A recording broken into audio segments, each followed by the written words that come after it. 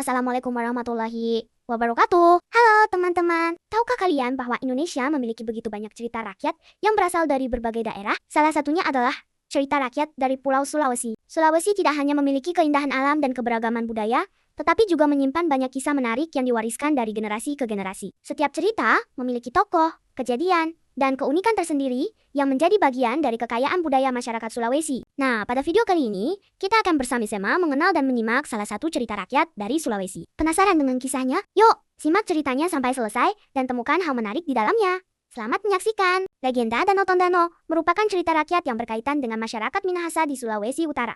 Dalam cerita tersebut, dikisahkan seorang pemuda bernama Tonaas yang hidup sederhana dan rajin. Pada suatu hari, ketika sedang memancing di sungai, ia mendapatkan seekor ikan emas yang kemudian berubah menjadi seorang gadis cantik. Gadis tersebut mengatakan bahwa dirinya berasal dari dunia ikan dan bersedia menikah dengan Tonaas dengan sebuah syarat yang harus dipatuhi. Mereka kemudian hidup bersama dan memiliki seorang anak. Beberapa tahun kemudian, anak mereka tumbuh menjadi anak yang aktif dan cerdas. Namun, suatu ketika, anak tersebut melakukan kesalahan sehingga membuat ayahnya marah. Dalam keadaan emosi, Tonaas mengucapkan sesuatu yang berkaitan dengan asal-usul ibunya. Mendengar ucapan tersebut, sang ibu merasa sedih karena janji yang telah disepakati telah dilanggar. Ia kemudian pergi meninggalkan desa bersama anaknya. Setelah kepergian mereka, air semakin membesar dan menggenangi lembah hingga terbentuk sebuah danau yang kemudian dikenal sebagai Danau Tondano. Legenda Danau Tondano memperlihatkan hubungan masyarakat dengan alam, keluarga, kepercayaan, dan aturan adat. Cerita ini juga menjadi bagian dari warisan budaya masyarakat Minahasa yang diwariskan melalui cerita dari generasi ke generasi. Dari cerita tersebut, siswa dapat memahami pentingnya menjaga perkataan, menghormati kesepakatan, serta menjaga hubungan baik dengan keluarga dan lingkungan. Gorontalo asal-usul Gorontalo merupakan cerita rakyat yang berkaitan dengan asal-usul nama Gorontalo. Dalam cerita tersebut, pada zaman dahulu, terdapat sebuah lembah yang subur dan dihuni oleh masyarakat yang hidup rukun. Masyarakat bekerja bersama-sama membuka hutan, membuat sawah, membangun permukiman, serta memenuhi kebutuhan hidup dengan memanfaatkan lingkungan sekitar. Mereka menjalankan kehidupan dengan semangat gotong royong, saling menghormati, dan menyelesaikan berbagai persoalan melalui musyawarah. Setelah wilayah tersebut berkembang menjadi daerah yang makmur, para tetua adat berkumpul untuk memberikan nama daerah tersebut, yaitu Hulontalo. Seiring berjalannya waktu, penyebutan Hulontalo berkembang menjadi Gorontalo. Cerita Hulontalo menggambarkan kehidupan masyarakat Gorontalo yang menjunjung tinggi persatuan, gotong royong, musyawarah, dan penghormatan terhadap adat. Cerita ini menunjukkan bahwa budaya suatu daerah tidak hanya berupa benda atau kesenian, tetapi juga berupa nilai dan kebiasaan yang diwariskan dalam kehidupan masyarakat. Sampai sekarang, masyarakat Gorontalo terus menjaga berbagai adat dan tradisinya sebagai bagian dari identitas budaya daerah. Nilinayo merupakan legenda yang berasal dari tanah Kaili, Sulawesi Tengah. Cerita ini menggambarkan kehidupan masyarakat Kaili yang pada awalnya hidup rukun di sebuah lembah yang subur. Sungai mengalir jernih dan hasil pertanian melimpah, sehingga masyarakat dapat menjalani kehidupan dengan baik. Namun, seiring berjalannya waktu, sebagian masyarakat mulai berselisih, bermusuhan, dan tidak lagi menghormati nasihat para tetua adat. Para tetua telah mengingatkan masyarakat agar tetap hidup rukun dan menjaga keseimbangan dengan alam. Tetapi, nasihat tersebut tidak dihiraukan.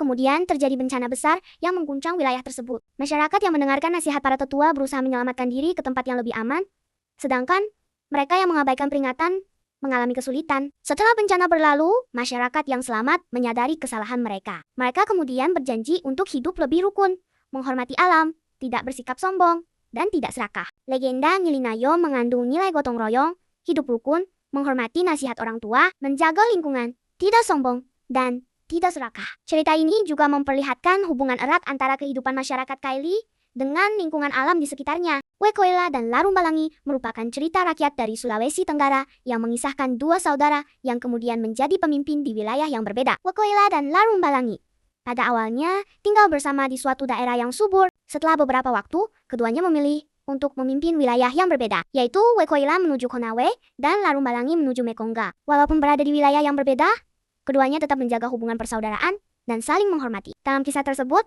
Wekoila dan Larumbalangi mengajarkan masyarakat untuk bekerja sama, menghormati adat, bercocok tanam, bergotong royong, dan menyelesaikan masalah melalui musyawarah. Kedua wilayah yang dipimpin oleh mereka dapat hidup berdampingan dengan damai, serta saling membantu ketika menghadapi kesulitan. Kisah ini kemudian dipercaya masyarakat sebagai bagian dari cerita tentang asal-usul dan perkembangan kehidupan masyarakat. Di wilayah Konawe dan Mekonga, cerita Wekoila dan Larumbalangi mengandung nilai persaudaraan, persatuan, kerjasama, kepemimpinan, gotong royong, dan saling menghargai. Cerita ini juga menunjukkan bahwa perbedaan wilayah tidak menjadi penghalang bagi masyarakat untuk tetap hidup rukun dan menjaga hubungan baik. Samba Parya merupakan cerita rakyat yang berasal dari Tanah Mandar, Sulawesi Barat, Cerita ini mengisahkan seorang gadis bernama Sambaparia yang dikenal rajin, cerdas, dan pemberani. Ia hidup bersama adiknya di sekitar hutan dan memanfaatkan hasil alam untuk memenuhi kebutuhan hidup. Pada suatu ketika, kecantikan Sambaparia terdengar hingga ke telinga Raja Bumi Mandar. Raja kemudian memerintahkan agar Sambaparia dibawa ke istana untuk dijadikan permaisuri. Namun, Sambaparia menolak karena tidak ingin hidup bersama seorang raja yang dianggap zalim dan menyengsarakan rakyatnya. Karena menolak keinginan raja, Sambaparia dikejar oleh para prajurit. Dengan kecerdikan dan keberaniannya, ia memanfaatkan serbuk dari tumbuhan hutan untuk mengelabui raja sehingga dapat menyelamatkan diri. Setelah peristiwa tersebut, rakyat Mandar terbebas dari penindasan dan dapat hidup lebih damai. Keberanian Sambaparia kemudian dikenang sebagai bagian dari cerita yang diwariskan secara turun-temurun. Cerita Sambaparia memperlihatkan nilai keberanian, kecerdikan, kemandirian, dan kepedulian terhadap kehidupan masyarakat. Cerita ini juga memperkenalkan kehidupan masyarakat Mandar yang dekat dengan lingkungan alam. Melalui cerita tersebut, siswa dapat mengenal bahwa Sulawesi Barat memiliki cerita rakyat dan warisan budaya yang menjadi bagian dari keberagaman Indonesia. Rumah Tongkonan merupakan rumah adat masyarakat Toraja yang berasal dari Sulawesi Selatan. Tongkonan memiliki bentuk yang sangat khas, terutama pada bagian atapnya yang melengkung dan menyerupai perahu. Bentuk tersebut menjadi salah satu ciri yang membuat Tongkonan mudah dikenali. Bagi masyarakat Toraja, Tongkonan bukan sekadar tempat tinggal, tetapi